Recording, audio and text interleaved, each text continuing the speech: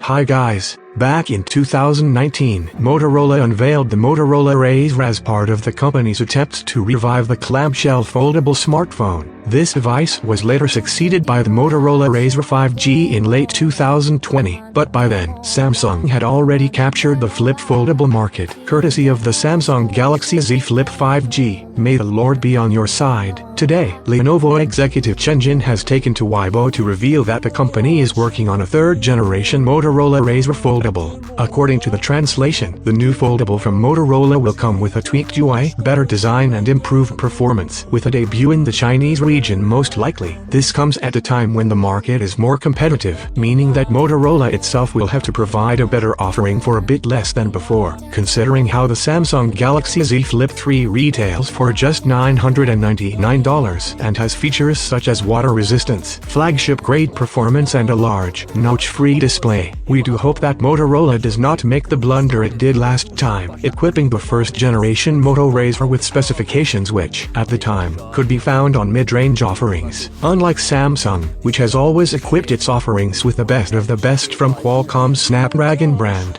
Unfortunately, we don't have any more details about the next RAZR at this moment, but we'll let you know when we find out more. Thank you for watching. God bless you and see you soon.